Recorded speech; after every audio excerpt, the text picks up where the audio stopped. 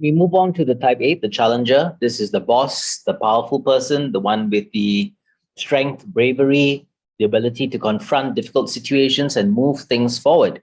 So the boss is just like, as they say, the boss. They are great controllers of difficult situations. And whenever there are arguments or this confrontations, I think they can lead this and push things forward very well. Eights want to make the world a much more just place. So when it comes to justice, seeking fairness, they can make things happen very well.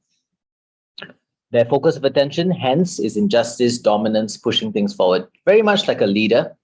And the unconscious childhood message, which is a message they grow up with, is it's not okay to be vulnerable. A lot of eights don't like to show their feelings. They don't like to be exposed. They may find difficulty saying, I'm sorry, or I'm wrong, or you are right, and I absolutely love what you said. But a very balanced eight can do that. So eights can be very, I wouldn't say emotional. They won't show their emotions, but when they're very stressed and they feel that nobody's supporting them, I think they can get quite emotional. And some of their strong qualities are very direct. All the things on the right-hand side here, strong-willed, they overcome obstacles really very well. They've got high energy to push things forward and make things happen, especially lead a team, lead through being very gutsy. That means having a lot of strong conviction in themselves. They are fearless. When overused, they can be very difficult. It's quite hard to handle them because they have got very strong emotions of anger. Insensitive, demanding, they can sometimes be very toxic if they're on the unhealthy side.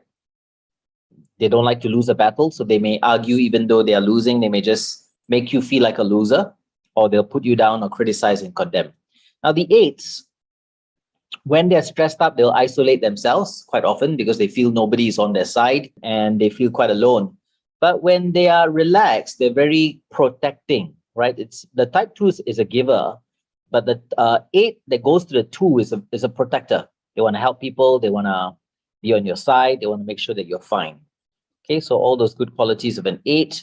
These are how we can remember them. The parental background, generally parents were strong. Usually they would have had one parent who was an 8. They are intense. Everything they do is all in the extreme, whether it's their voice, whether it's their action, whether it's their eating, whether it's their drinking. Everything is done with intensity. It's never halfway. It's always intense. Attentive to who holds power in a room, and 8 is always cognizant or aware of who is the one holding power.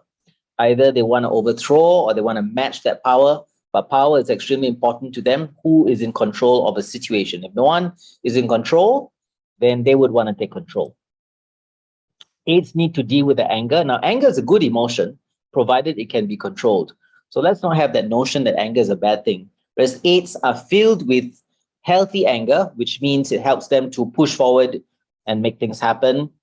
Vulnerability is their main path of development, which means this is something they need to learn to, they need to learn to be a lot more effective at allowing themselves to make mistakes, exposing themselves sometimes to say sorry, not be the one who's always correct.